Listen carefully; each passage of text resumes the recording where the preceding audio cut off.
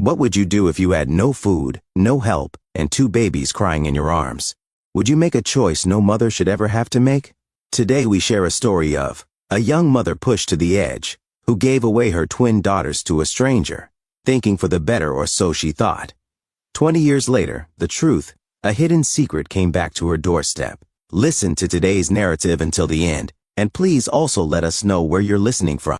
Grace Whitaker was just 21 when desperation backed her into a corner no mother should ever face. Abandoned by Daniel Westbrook, the man who vanished the moment he learned she was pregnant, Grace found herself raising twin daughters alone. Laya and Ivy, with their golden curls and ocean blue eyes, were angels born into suffering.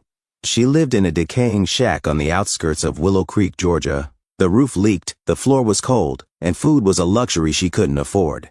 The nights were the hardest. Each morning, she faced the same nightmare: empty cupboards, a shrinking hope, and the constant ache of failure. One rainy afternoon, Grace stood outside St. Mary's General Hospital, clutching the twins in a tattered blanket, seeking help.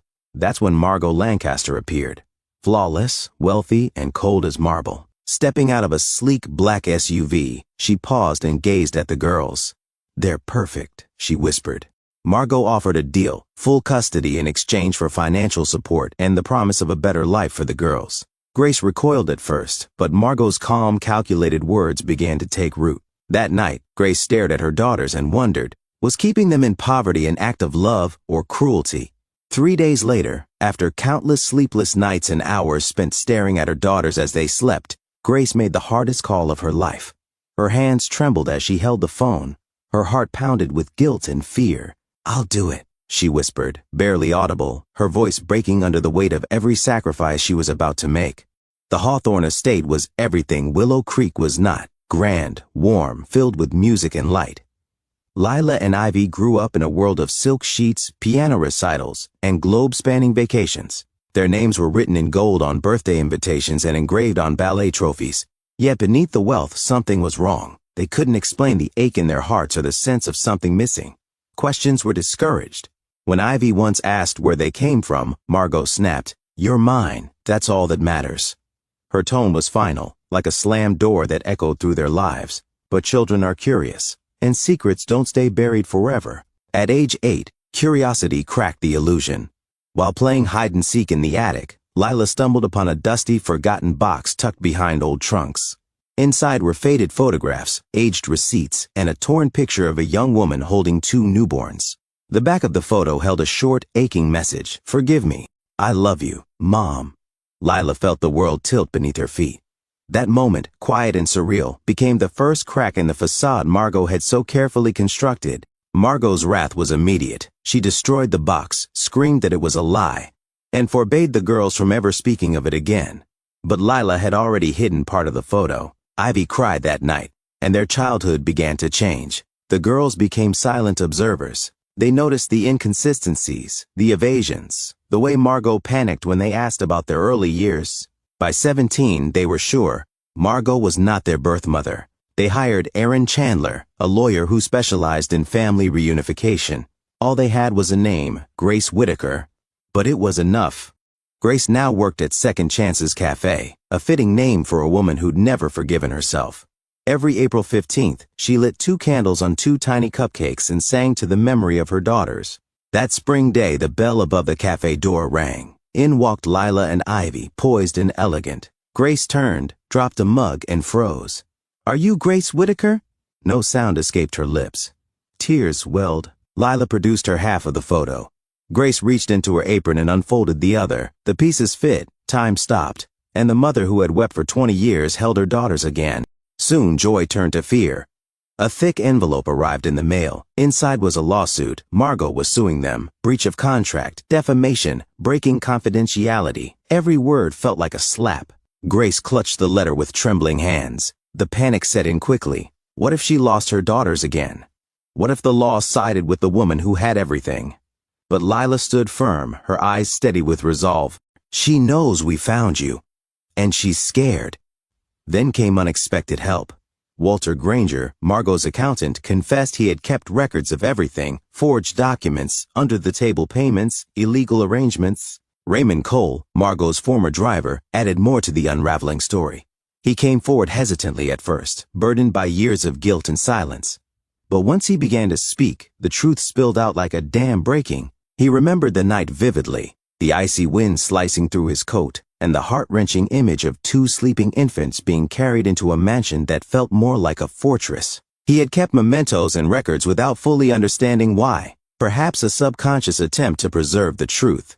There were photos from that night, capturing the precise moment the transfer happened at the gates of the Hawthorne estate. He had audio recordings of brief exchanges with Margot. And most importantly, he maintained a detailed journal, filled with dates, names, times, and unsettling details that no one else had ever seen. It was undeniable. The pieces were coming together like a puzzle, finally forming a clear picture. A case was building, one that could bring Margot's entire empire to its knees. The courtroom was filled with reporters and whispers. Margot arrived with a team of high-priced attorneys. Grace stood with her daughters and Aaron. On the stand, Grace trembled but didn't break. "I didn't sell them," she said. "I sold my last hope that they wouldn't starve." Aaron presented the documents, the recordings, and the timeline of lies. The judge was stunned. The audience gasped. Margot didn't speak. Her empire was crumbling. After the trial, a stranger knocked on Grace's door, Daniel Westbrook. Older now, richer, but hollow-eyed. "I ran," he said, "but I never stopped thinking about you, about them." He showed them letters, old baby shoes, and a wallet photo he'd carried for years. But the most shocking revelation was this. "I told Margot about you. I thought she was going to help. I didn't know. I never imagined she would twist everything into something so dark." Grace's legs gave out beneath her, and she collapsed into a chair, the weight of his words pressing down like a storm. Her mind reeled, trying to process the betrayal layered upon the pain she'd already endured. She had suffered for years, believing she alone had failed her daughters. The girls looked at their father, their expressions a mix of confusion, anger, and something softer, hope maybe, or the desperate desire to believe he was telling the truth. Trust would take time, but for the first time, it felt possible. With Daniel's testimony, new charges were filed: human trafficking, fraud, coercion. The court froze Margot's assets. Laya and Ivy used part of the settlement to establish the Whitaker Hope Foundation, supporting vulnerable mothers facing desperation. Grace became its honorary director. Daniel donated half his wealth. The girls shared their story publicly. Ivy, in tears on national TV, said, "We were separated by circumstance, but love brought us home." While unpacking books one day, Grace found an envelope, yellowed, sealed, and addressed to her. Inside was a letter from Eleanor Hastings, Margot's late mother. "I encouraged my daughter to adopt your twins. I thought it would heal her grief, to fill the void left behind by her own tragedy. In my mind, I believed we were saving them, and giving you a second chance too. But I was wrong. I watched you cry in that hospital, and I still turned away. I chose silence over compassion. I saw your pain and pretended it wasn't my burden to carry. I'm sorry for the role I played and for not doing what was right when it mattered most." Grace wept. It was a cruel kind of closure, but closure nonetheless. The Hawthorne estate was sold. Proceeds went to the foundation. Grace published a memoir, sold but not lost.